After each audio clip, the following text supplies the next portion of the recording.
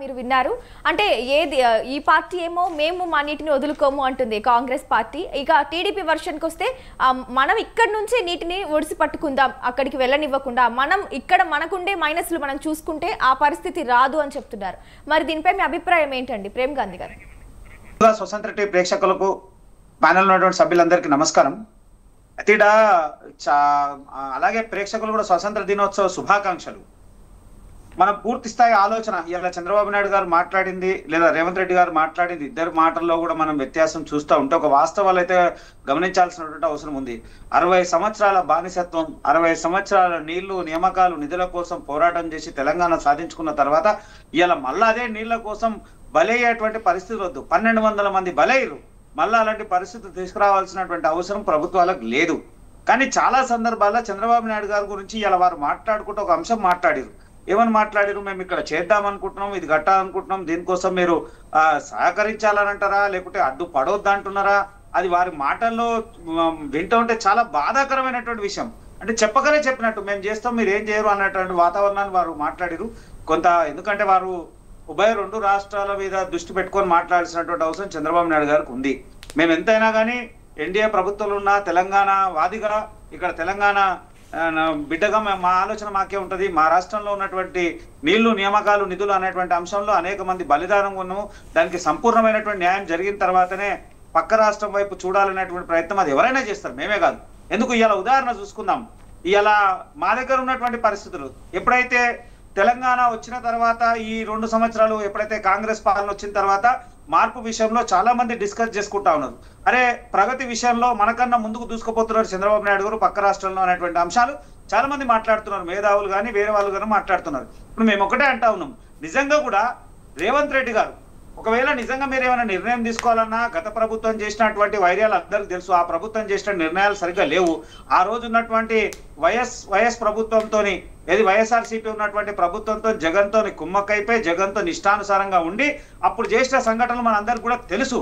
కానీ ఇప్పుడైనా ఈ ఉభయ 2 రాష్ట్రాలకు సంబంధించిన ముఖ్యమంత్రులు పూర్తి స్థాయిలో దానికి ఇరిగేషన్ సంబంధించినటువంటి నాయకులు అందరూ కూడా కూర్చొని ఉన్నటువంటి సమస్యని శాశ్వతంగా ప్రేమపూర్వకంగా పరిష్కరించేటువంటి ప్రయత్నం చేయాలి, లేదా కేంద్రం దృష్టికి తీసుకొచ్చేటువంటి ప్రయత్నం చేయాలి. కానీ ఇష్టానుసారంగా ఈ ముఖ్యమంత్రి మాట్లాడుతున్నారు, వారు మాట్లాడుతుంది సమంజసమైనటువంటి పని కాదు.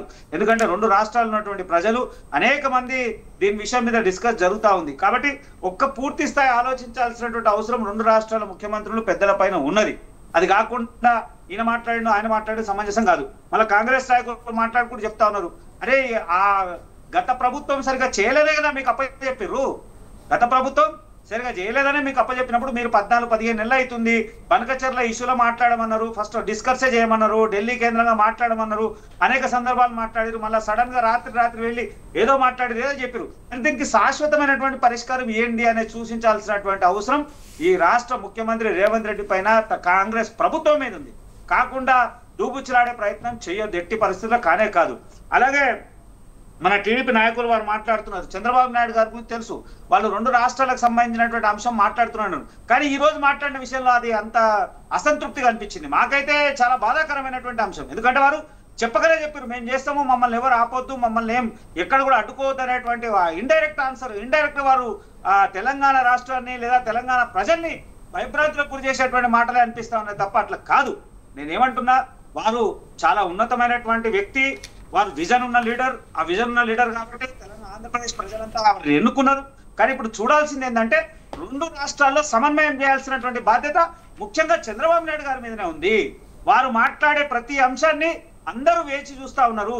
వారు మాట్లాడనుకో తెలంగాణ ఉన్నటువంటి మీరు అంటున్నటువంటి టీడీపీ ఏదైతే టీడీపీ తెలంగాణ నాయకులు కూడా అనేక మంది దాన్ని కూడా ఆచరిస్తేటువంటి ప్రయత్నం చేస్తారు కదా.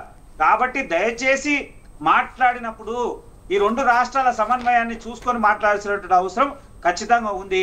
మేము భారతీయ జనతా పార్టీ ఒకటే చెప్తా ఉన్నాము, ఏదైనా కానీ సామరస్యంగా మాట్లాడుకునేటువంటి ప్రయత్నం చేయాలి తప్ప భయందాలమైనటువంటి వాతావరణము 2 రాష్ట్రాల మధ్యన వైర్యం తెచ్చేటువంటి మాటలు మాట్లాడడం సమంజసమైనటువంటి పని కాదు. కేంద్రం ఎలాంటి అనుమతి ఇవ్వలేదు. బల్కచర్ల విషయంలో కేంద్రము పూర్తి స్థాయి అనుమతులు కానీ డిపిఆర్లు కానీ దానికి సంబంధించిన చర్చలు కానీ ఎక్కడ కూడా జరగలేదు.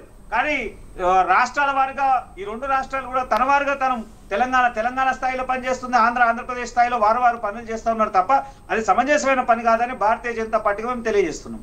రైట్ అండి ప్రేమ్ గాంధీ.